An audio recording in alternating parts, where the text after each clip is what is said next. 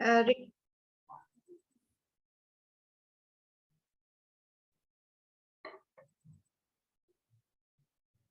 नमस्कार।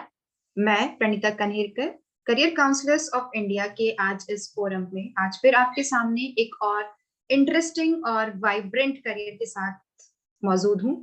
जी हाँ, आज हम बात करेंगे बायोटेक्नोलॉजी के बारे में, जो कि ये एक ऐसी स्ट्रीम है, या ये कह सकते हैं कि साइंस की ऐसी ब्रांच है जिसमें हम बायोलॉजी और टेक्नोलॉजी या इंजीनियरिंग दोनों की स्टडी कर सकते हैं। और इसी पे बात करने के लिए आज हमारे बीच में मौजूद हैं डॉक्टर निहारिका भावसार, जो कि पीएचडी हैं और बायोटेक्नोलॉजी की प्रोफेसर भी हैं। तो निहारिका जी, मुझे ऐसा लगता है कि बायोटेक्नोलॉजी एक बहुत ही अच्छा करियर ऑप्शन हो सकता है, स्पेशली उन लोगों के लिए जो कि बायोलॉजी में भी इंटरेस्ट रखते हैं और मैथ्स भी जिनका अच्छा है, टेक्नोलॉजी में भी जिनका इंटरेस्ट है। और आफ्टर दिस पेंडेमिक, इन 2 सालों के बाद तो मुझे इसमें और भी ज्यादा करियर ऑप्शंस नजर आ रहे हैं। आपका क्या कहना है इस बारे में? Yes Praneeta ji, first of all thank you so much. So जैसे आपने बताया, मेरा बायोटेक्नोलॉजी में ही रहा है। मेरा graduation, post graduation, PhD biotech में है और right now I am working as a professor in government PG college. Biotechnology UG और पीजी के बच्चों को मैं अभी पढ़ा रही हूँ। तो जैसे कि अभी हमने देख लिया कि ये कोविड के सिचुएशन में भी लाइक ऐसे मिमिक भी आया था कि सब लोग घर पे बैठे हैं पर बायोटेक्नोलॉजिस्ट काम कर रहे। तो इससे ये साबित होता है कि जितना भी वैक्सीनेशन का काम हुआ है, drugs related, medicine related, even cure से रिलेटेड, डिसीज रिलेटेड भी बात करें हम, जीन थेरेपी, ये सब बायोटेक्नोलॉजिस्ट करते हैं। और बायोटेक्नोलॉजी मीन रिसर्च वर्क। तो जहां भी रिसर्च होगा, जहां भी न्यूनेस आएगी, नई चीजें डिस्कवर होगी, प्रोडक्शन होगा, तो वहां पर बायोटेक्नोलॉजिस्ट सामने रहेंगे। तो हमने ये बात की डिसीजेस की, वैक्सीनेशन की, बट साथ में जितना भी डेली में हम देखते हैं हमारे फूड प्रोडक्ट, तो फूड प्रोडक्शन है, उसमें कुछ सेकेंडरी प्रोडक्ट्स बनाने हैं, रॉ से ही कुछ प्रोडक्ट बनाना है, या फिर एग्रीकल्चर रिलेटेड, क्योंकि एग्रीकल्चर अभी बहुत सारी टेक्नोलॉजीज को यूज कर रहा है, तो वो हम एडवांस होते जा रहे हैं। तो जहां पर भी टेक्नोलॉजी की बात आती है तो वहां पर बायोटेक्नोलॉजी सामने आते हैं। तो मैंने ये कुछ एग्जाम्पल्स दिए, बट इसमें बहुत वास्ट स्कोप है और बहुत सारी चीजें कवर होती है। तो बायोटेक्नोलॉजी एक बहुत ही अच्छा सब्जेक्ट है जिसपे अभी हम और बात करेंगे आगे, जिससे बच्चों को समझ में भी आएगा, हमारे व्यूअर को भी और क्लियरिटी आएगी कि आगे जाके, और इवन अभी भी और आगे जाके भी बहुत स्कोप इसमें आने वाला है। ओके, तो मुझे जहां तक लगता है कि बायोटेक्नोलॉजी मतलब it is a mixture of biology and engineering और टेक्नोलॉजी। सो आप प्लीज हमारे व्यूअर्स को ये बताइए कि बायोटेक्नोलॉजी एक्चुअली है क्या। मतलब जैसे कि आपने कहा कि ये सिर्फ मतलब मेडिसिन में या फार्मास्यूटिकल्स तक ही ये सीमित नहीं है, बल्कि फूड टेक्नोलॉजी में भी है इसका इन्वॉल्वमेंट। इसके अलावा एनवायरनमेंट में भी हम बात कर सकते हैं, या इसके अलावा Yes. एग्रीकल्चर में भी इसका रोल है। तो प्लीज हमारे व्यूअर्स को आप ये बताइए कि बायोटेक्नोलॉजी एक्चुअली है क्या। यस, तो मैं सबसे पहले, यहाँ पे स्क्रीन पर दिख रहा है व्हाट इज बायोटेक्नोलॉजी, तो हम बात करते हैं कि ये एक्चुअल में है क्या। तो बायोटेक्नोलॉजी, ऑफ कोर्स बायो से समझ आता है कि ये साइंस रिलेटेड ही एक फील्ड है। तो साइंस ड्रिवन इंडस्ट्री सेक्टर हम बोल सकते हैं, बिकॉज बहुत सारे प्रोडक्शन रिलेटेड चीजें इसमें हो रही है जो कि लिविंग ऑर्गेनिज्म को यूज करता है, that uses living organism and molecular biology. Molecular biology mean जिसमें कि पूरा DNA, gene related, genetic related study आ जाती है, to produce health care related product. Biotechnology companies जो होती है ऑल्सो डेवलप थेरेप्यूटिक और प्रोसेस, जैसे कि डीएनए फिंगरप्रिंटिंग है। Biotechnology is the best known for its role in medicine and pharmaceutical. सबसे ज्यादा वर्क हम देखते हैं मेडिसिन एंड फार्मास्यूटिकल, जो अभी नीड भी है, क्योंकि नए नए वायरस बैक्टीरिया आ रहे हैं, उससे हमें काफी हार्म हो रहा है, डेथ तक कॉज हो रही है। तो कैसे हम मेडिसिन बना सके, क्योर कर सके, तो उसमें सबसे आगे है। But the science is also applied in other area, जैसे जीनोमिक्स है, जीन रिलेटेड पूरा study, food production and also the production of biofuel. अभी इस पे काफी काम चल रहा है कि हम प्लांट प्रोडक्ट यूज करके कैसे फ्यूल बना सकते हैं, जो कि अल्टरनेट है अभी जो हम डीजल या पेट्रोल यूज कर रहे हैं। तो हमारे ही कंट्री में अगर ये बनने लगे तो ये बहुत एक अच्छा इकोनॉमिक सोर्स रहेगा फ्यूचर में। तो ये है बायोटेक्नोलॉजी।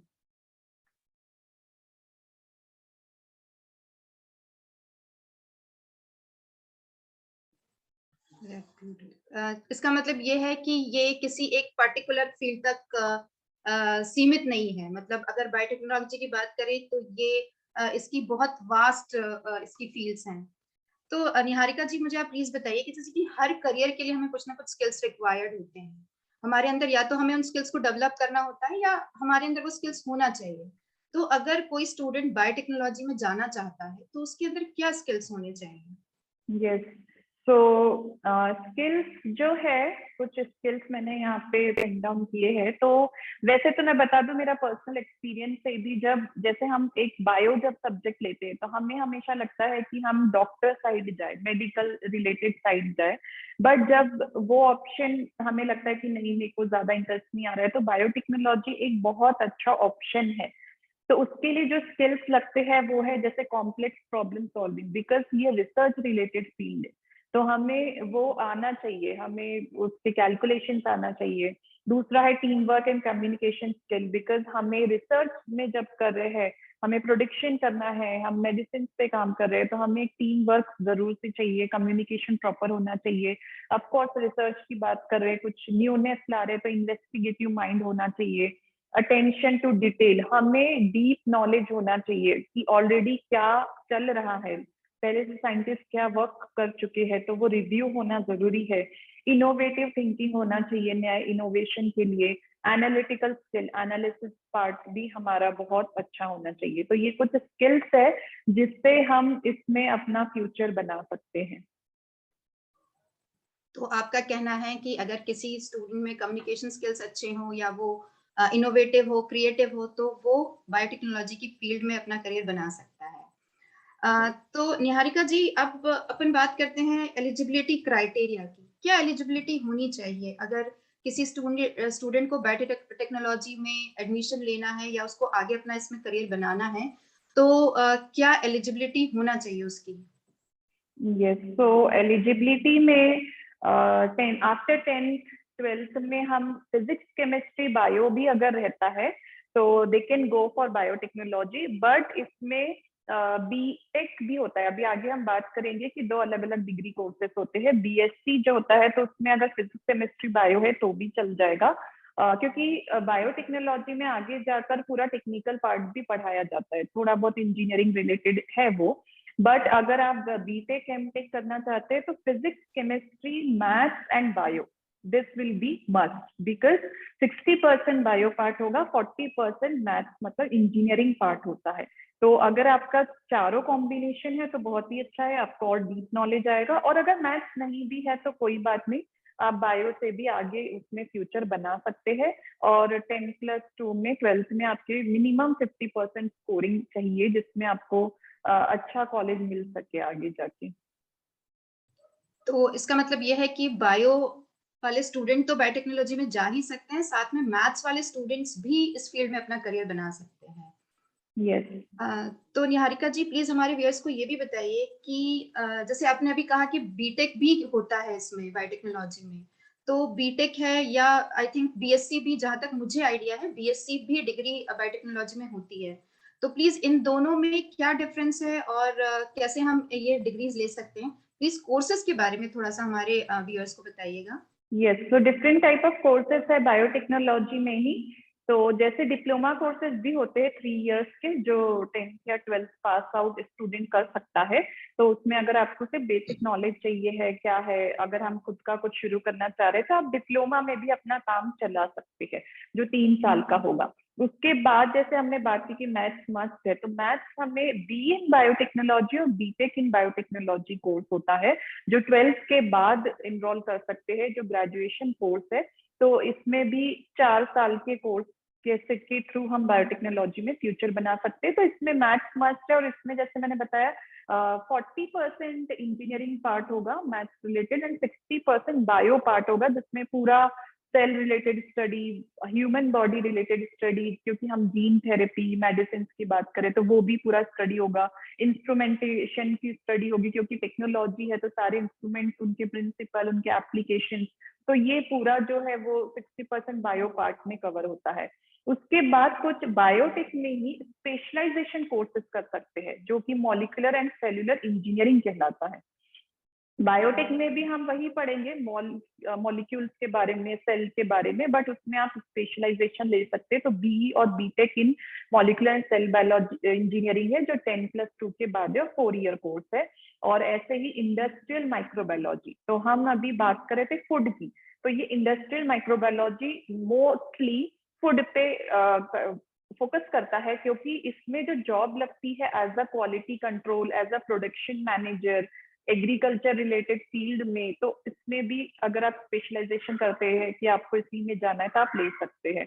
फिर बीएससी इन बायोटेक्नोलॉजी, ये भी डिग्री कोर्स है, बैचलर इन साइंस, जो स्पेशली बायोटेक्नोलॉजी में होता है, 3 साल का, और ये भी 12th के बाद होता है। और मैं इसमें ऐड करूंगी एक चीज कि इसमें कुछ कॉम्बिनेशन लेना रहता है, जिसमें अगर आप, पता है आप कहीं मेट्रो सिटी में कर रहे हैं या आप फॉरेन आप जाना चाहते हैं, तो बायोटेक्नोलॉजी ऑनर्स भी कर सकते हैं, जो कुछ पुणे के इंस्टीट्यूट में, बॉम्बे के इंस्टीट्यूट, दिल्ली, बैंगलोर में है। बायोटेक्नोलॉजी ऑनर, आपको पता है कि मेरे को बायोटेक में ही फ्यूचर बनाना है, तो आप बीएससी बायोटेक्नोलॉजी इन ऑनर्स, मतलब आपको कोई कॉम्बिनेशन नहीं लेना है, then MSc, then PhD. But अगर आपको और भी सब्जेक्ट पढ़ने हैं तो आप बायोटेक्नोलॉजी के साथ दूसरे एप्लीकेशन सब्जेक्ट जो उससे मिलते जुलते हैं, बायोकेमिस्ट्री, माइक्रोबायोलॉजी भी ले सकते हैं। बट अगर आप चाह रहे हैं कि मेरे को प्रोफेसर की जॉब चाहिए है या गवर्नमेंट में कुछ जॉब चाहिए है, तो मैं यहाँ पर आपको बता दूं कि आपको बेसिक प्लेन सब्जेक्ट्स लेना कंपलसरी है। तो बायोटेक में आपको उसके साथ कॉम्बिनेशन ऐसे लेने पड़ेंगे जिसमें बॉटनी, जूलॉजी, केमिस्ट्री आता हो।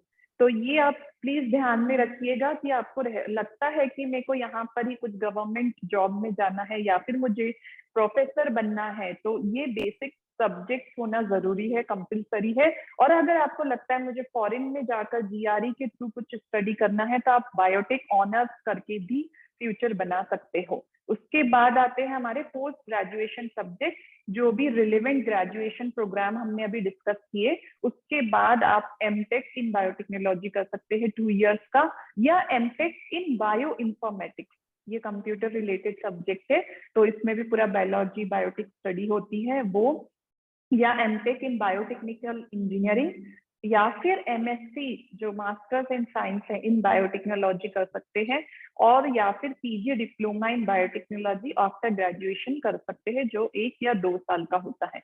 ये सब करने के बाद इसमें एमफिल भी कर सकते हैं, जो 1 साल 2 साल का होता है, या फिर आप डायरेक्टली किसी भी इंस्टीट्यूट में पीएचडी कर सकते हैं। तो पीएचडी के लिए भी कुछ एंट्रेंस देने होते हैं, जो हम आगे डिस्कस करेंगे। तो ये सारे डिफरेंट कोर्सेज है बायोटेक्नोलॉजी में। ग्रेट, काफी कोर्सेज हैं बायोटेक्नोलॉजी के लिए। और जैसे कि मतलब जहां तक हमने बीटेक की बात की, तो जनरली बीटेक में जेई मेंस और एडवांस के थ्रू हमें एडमिशन मिलता है। तो यहाँ पर भी यही सेम एंट्रेंस एग्जाम हमें देना होता है, या कोई और भी एंट्रेंस एग्जाम्स हैं जो बीएससी के लिए या बीटेक के लिए हम जा सकते हैं, जिसके लिए? यस, तो ये स्क्रीन पर अभी हाईलाइट हो रहा है, कुछ ऐसे एंट्रेंस एग्जाम है। तो 12th के बाद जब आप प्लान कर लेते कि मुझे बायोटेक्नोलॉजी के एक अच्छे इंस्टीट्यूट में अगर एडमिशन लेना है, तो कुछ एंट्रेंस एग्जाम है, जैसे जेई मेन और एडवांस है, या फिर महाराष्ट्र सीईटी है, यूपीएससी है जो यूपी से कंडक्ट होता है, वेस्ट बंगाल का है, या उड़ीसा के जो एग्जाम्स है, स्टेट एग्जाम्स जो है कर्नाटका के है, कॉमेट करके फेमस एग्जाम है, बीसीईसी बिहार का है, या आसाम सी है, या केईएम केरला है। तो ये कुछ हाईलाइटेड है, बट आप चिंता मत करिए कि ये एकदम ऐसे लग रहा है कि अरे इतने हैवी एग्जाम के थ्रू ही बायोटेक में एडमिशन मिलेगा क्या, तो ऐसा नहीं है। इंडिया के या फॉरेन की बात करें तो मोस्टली कॉलेज में बायोटेक सब्जेक्ट है जहां से आप ग्रेजुएशन कर सकते हो। तो उनका खुद का भी क्राइटेरिया होता है, उनके खुद के पर्सनल एंट्रेंस एग्जाम है, या डायरेक्ट मेरिट बेसिस पे भी आपको एडमिशन मिल सकता है। तो उसके बाद या बीएससी की बात करें तो कुछ यहाँ पर एंट्रेंस एग्जाम है, JEE entrance exam duet conduct करता है दिल्ली यूनिवर्सिटी से, केसीईटी कर्नाटका का कॉमन एंट्रेंस है, सीआईटी भुवनेश्वर का है। तो बीटेक या बीएससी दोनों की बात करें हम, तो हमें मेरिट बेसिस पे भी एडमिशन मिल सकता है। 12th में अच्छे परसेंट स्कोर कीजिए और एक अच्छे से कॉलेज में एडमिशन लीजिए। और जब हम एडमिशन लेते हैं तो दिमाग में एक और चीज आएगी कि किस टाइप का कॉलेज होना चाहिए। तो जैसे मैंने बात की, बायोटेक्नोलॉजी रिसर्च ओरिएंटेड फील्ड है, तो आप उस कॉलेज का लैब जरूर से चेक कीजिए, प्रैक्टिकल लैब बहुत अच्छा होना चाहिए, क्योंकि हमें प्रैक्टिकल हैंडलिंग जितना आएगा उतना ही हमारा रिसर्च रिलेटेड स्किल डेवलप होगा। तो ये कुछ एंट्रेंस एग्जाम्स है जो जहाँ पे हम इनमें एडमिशन ले सकते हैं, ग्रेजुएशन में एडमिशन ले सकते हैं। ओके, मींस जो स्टूडेंट्स ऑलरेडी जेई मेंस के लिए प्रिपेयर कर रहे हैं और if they want to go they can go in this field also, और जो नहीं कर रहे हैं, जो जिनको सिंपल किसी बीएससी डिग्री के थ्रू एडमिशन चाहिए, तो वो भी एक अच्छे इंस्टीट्यूट से बीएससी डिग्री ले सकते हैं। तो जहां तक इंस्टीट्यूट का सवाल है, जैसे आपने कहा कि हमें एक अच्छे इंस्टीट्यूट से अगर हम जाते हैं जहां हमें ये भी पता कर लेना चाहिए कि वहां पर लैब अच्छी है या नहीं है, क्योंकि ये टेक्नोलॉजी का सब्जेक्ट है तो प्रैक्टिकल्स तो जरूर अच्छे से इसमें हमें परफॉर्म करने ही पड़ते होंगे। तो कौन कौन से ऐसे इंस्टीट्यूट्स हैं हमारे स्टूडेंट्स को, उनके बारे में भी थोड़ी सी जानकारी दीजिए कि कौन कौन से ऐसे इंस्टीट्यूट्स हैं जो कि बायोटेक्नोलॉजी में बीटेक या बीएससी की डिग्रीज कराते हैं।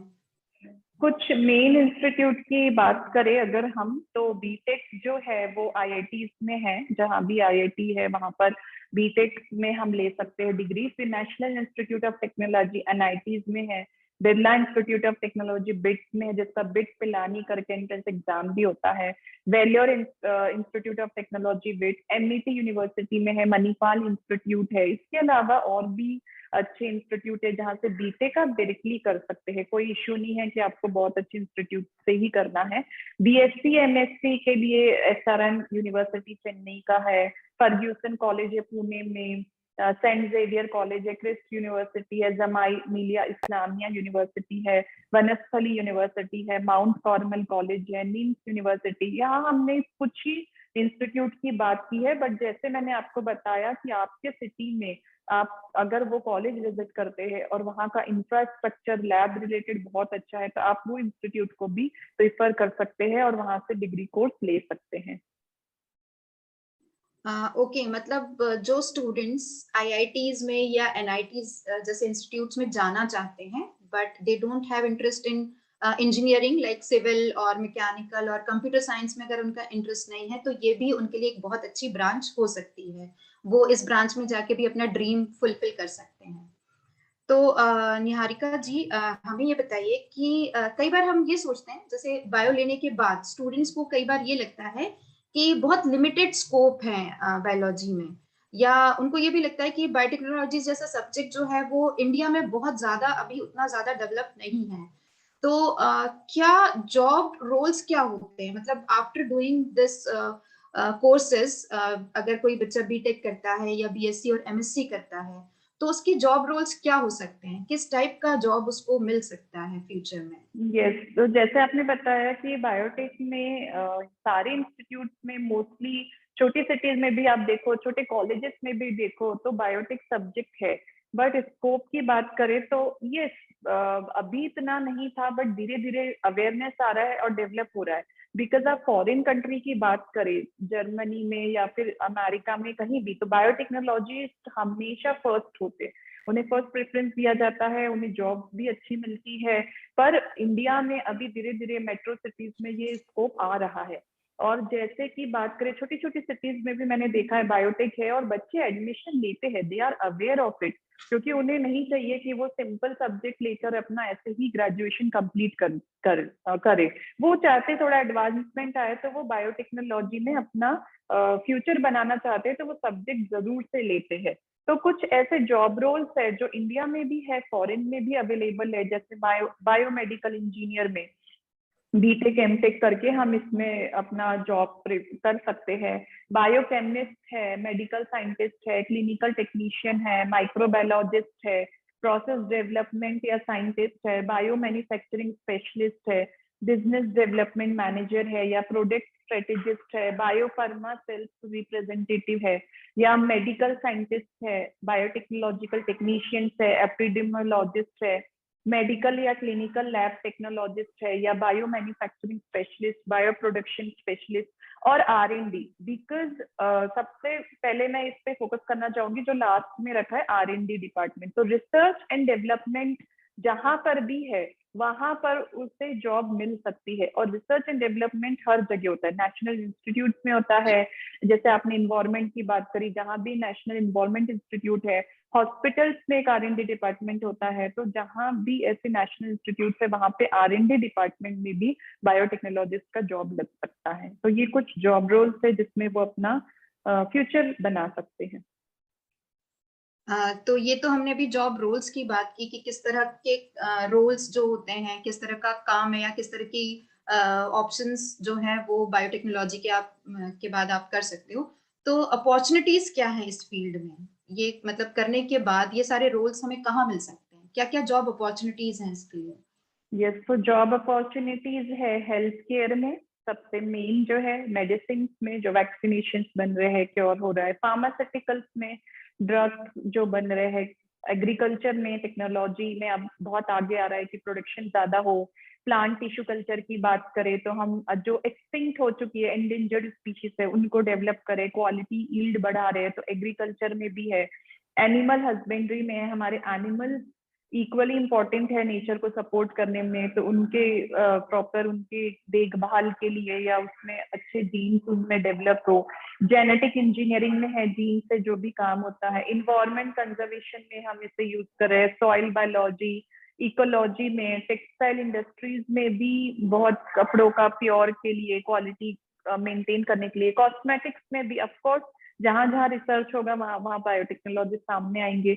इंडस्ट्रियल रिसर्च एंड डेवलपमेंट में या जो भी इंस्टीट्यूट या यूनिवर्सिटी में एज अ प्रोफेसर हम इसमें जॉब कर सकते हैं और काफी अच्छा पे स्केल होता है, तो ये भी एक बहुत अच्छा ऑप्शन है बायोटेक्नोलॉजिस्ट के लिए। तो मतलब ये देखा जा सकता है कि बहुत सारी अपॉर्चुनिटीज हैं और बहुत सारी फील्ड्स में अपॉर्चुनिटीज हैं, डिफरेंट फील्ड्स में। मतलब स्टूडेंट्स अपनी इंटरेस्ट के अकॉर्डिंग वो अपनी कोई भी फील्ड यहाँ पे सिलेक्ट कर सकते हैं और वहां पर आगे बढ़ सकते हैं। तो निहारिका जी, प्लीज आप थोड़ा सा हमारे स्टूडेंट्स को ये भी गाइड करिएगा कि कहाँ पर जॉब ऑफर्स मिलते हैं, कौन कौन से ऐसे प्लेसेस हैं जहां पर इनको रिक्रूटर्स कौन कौन से हो सकते हैं बायोटेक्नोलॉजी के स्टूडेंट्स के लिए? यस, तो हम वैसे यहाँ पर फॉरेन में जैसे मैंने बताया बहुत सारे स्कोप है, बट हम अब इंडिया की बात करेंगे।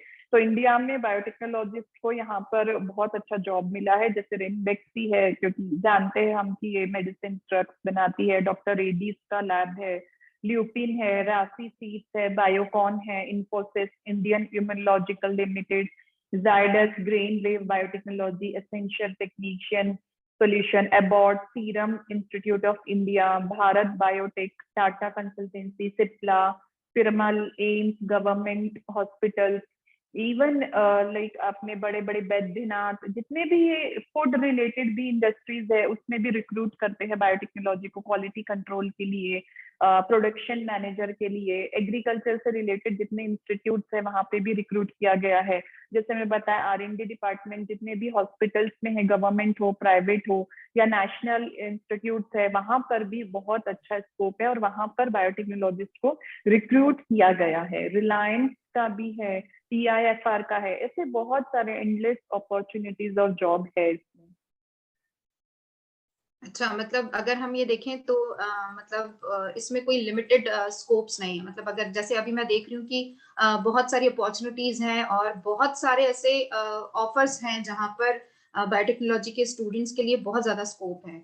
जैसे अगर हम गवर्नमेंट हॉस्पिटल्स में ही बात करें तो अगर कोई स्टूडेंट मेडिकल में जाने के लिए इंटरेस्टेड है और वो मतलब ड्यू टू सम रीजंस, कुछ भी हो सकता है, अगर वो डॉक्टर नहीं बन पा रहा है लेकिन फिर भी वो बायोटेक्नोलॉजी के थ्रू भी इस फील्ड में एंटर कर सकता है और वो रिसर्च में भी जा सकता है। और मतलब जिसका एनालिटिकल माइंड है तो वो इन सारी फील्ड्स में जाकर अपने आप को आगे एक्सेल कर सकता है और अपना इंटरेस्ट भी फुलफिल कर सकता है।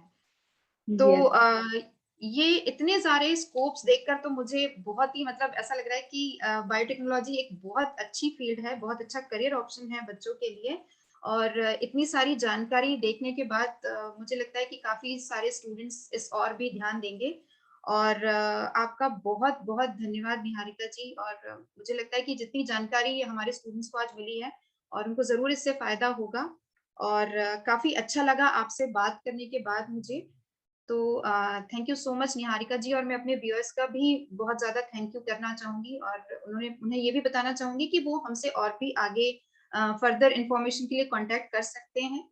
मोबाइल नंबर 9109548885 पे, और इसके अलावा वो करियर काउंसलर्स ऑफ इंडिया को मेल भी कर सकते हैं, careercounselorsindia@gmail.com पे। इसके अलावा इंस्टाग्राम पे भी वो करियर काउंसलर्स ऑफ इंडिया को फॉलो कर सकते हैं, और नए नए बहुत सारे ऐसे करियर ऑप्शंस के बारे में जानकारी ले सकते हैं। यूट्यूब पे भी आप हमें फॉलो कर सकते हैं, सब्सक्राइब कर सकते हैं, और जहां पर आपको हर वीक में हर बार हम अक्सर नए वीडियोस लेकर आते हैं जिसमें हम नए नए करियर्स के बारे में आपको सारी इंफॉर्मेशन देते हैं। तो thank you so much all of you. Yes, thank you so much ma'am for giving me this opportunity. और बायोटेक्नोलॉजी रिलेटेड और भी क्वेरी है तो व्यूअर्स पूछ सकते हैं इंस्टा पे मैसेज करके या कॉल करके, तो हम लोग श्योरली फ्यूचर में भी उन क्वेरीज को भी फुलफिल करेंगे। Thank you so much once again. Thank you. Thank you.